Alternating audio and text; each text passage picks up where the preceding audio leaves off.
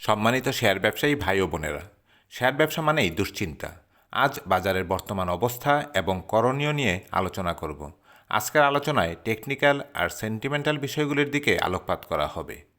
Share market থেকে মুনাফা করা যেমন আমাদের উদ্দেশ্য, একই সাথে আমাদের পুঁজি রক্ষা করাও খুব গুরুত্বপূর্ণ। মন্দা বাজারে কিভাবে পুঁজি রক্ষা করা যায় তার উপর বেশ কিছু ভিডিও চ্যানেলে দেয়া আছে। যারা ভিডিওগুলি দেখেননি, ডেসক্রিপশন বক্সের লিঙ্ক থেকে ভিডিওগুলি দেখে নেবেন। তো চলুন মূল আলোচনায়। কথায় বলে বিপদ যখন আসে তখন চারিদিক থেকেই আসে। একে তো মার্কেট ডাউন, তার উপর শুরু হয়েছে যুদ্ধ।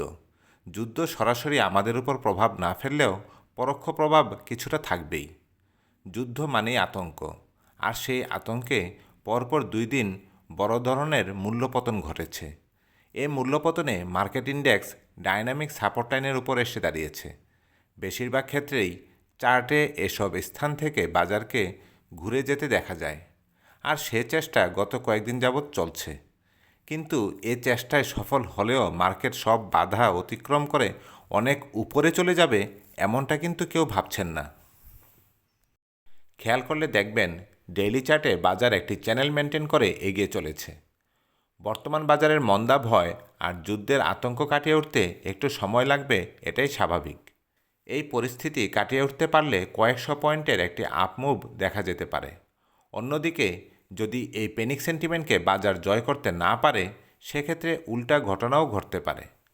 তবে চার্টেকে বা সাপোর্ট লাইন ধরে বাজারকে যতটা সহজে নিচে নামানো যায়, বাস্তবতা ততটা সহজ নয়।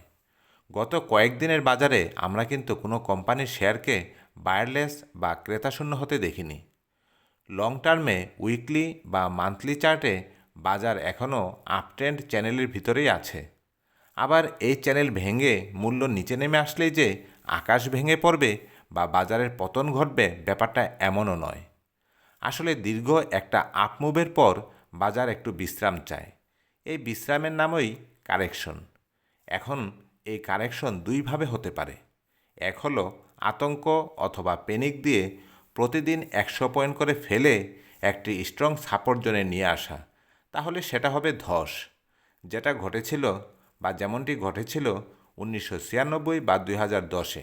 এরকম হলে মানুষ বাজারের প্রতি আস্থা হারাবে, আর ব্রোকারেজ হাউসগুলি পথে বসবে। এটা নিশ্চয়ই নীতি নির্ধারক মহল বা সরকার কেউ চাইবে না। আরেকটা হলো টাইম কারেকশন। বর্তমান বাজার এই টাইম কারেকশনই দিতে পারে, অর্থাৎ দীর্ঘমেয়াদে মূল্য একটি স্থানে বা জোনে বা চ্যানেলের ভিতর থাকবে আর সময়ে সময়ে আপ এবং ডাউন হবে। এরকম পরিস্থিতিতে স্ক্রিপ্টগুলি যেগুলি আপে গিয়েছিল সেগুলি কারেকশন হয়ে সাপোর্ট লেভেলে আসবে, তারপর ধীরে ধীরে আবার উপরে ওঠার প্রস্তুতি নেবে। এবং যে স্ক্রিপ্টগুলি দীর্ঘদিন বটম সাপোর্ট লেভেলে ছিল সেগুলি আবার ধীরে ধীরে উপরে উঠে আসবে। এতটা আতঙ্ক আর ডাউন মার্কেটেও আমরা এই বিষয়টি লক্ষ্য করেছি বিগত দিনগুলিতে। আপনারা দেখেন জেড গ্রুপের শেয়ার এবং ইন্স্যুরেন্সের শেয়ারগুলিতে এই ধারা লক্ষণীয়। এখন স্বভাবতই কথা আসে, তাহলে আমাদের করণীয় কী? এ ধরনের বাজারে মুনাফা করা প্রচণ্ড কষ্টসাধ্য, আর যারা টেকনিক্যাল অ্যানালাইসিস জানেন না তাদের জন্য তো দুঃসাধ্য। এক্ষেত্রে আমাদের প্রথম কাজই হলো পুঁজি রক্ষা করা। ডেইলি চার্ট মানে স্বল্প মেয়াদে বাজার যেহেতু ডাউন ট্রেন্ডে আছে, তাই আপনার হাতের স্ক্রিপ্টগুলি পর্যবেক্ষণ করে দেখুন। সেটা যদি ডাউন ট্রেন্ড কনফার্ম করে তবে বের হয়ে আসুন, আর হাতে যদি ক্যাশ থাকে তবে তা সযত্নে লালন করুন। নতুন বাই করার ক্ষেত্রে বেড়ে যাওয়া রেজিস্ট্যান্স লেভেলের শেয়ার এড়িয়ে চলুন। ভালো ক্যাশ ডিভিডেন্ড দেয় বা বিগত বছরগুলিতে ভালো ব্যবসায়িক পারফরমেন্স দেখিয়েছে সেসব শেয়ারে থাকার চেষ্টা করুন। এদিকে অচিরেই চালু হতে যাচ্ছে T1 সেটেলমেন্ট সিস্টেম। তখন লাভ করা আরও কঠিন হয়ে পড়বে। অভিজ্ঞতা থেকে তাই দেখেছি।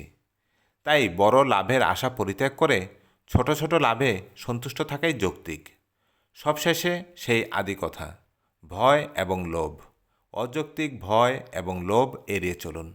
শেয়ার বিজনেসে লাভ ক্ষতি থাকবেই, কিন্তু বিজনেস করার ক্ষেত্রে যে বেসিক রুল বা নিয়মগুলি আছে তা মেনে চলাই কর্তব্য।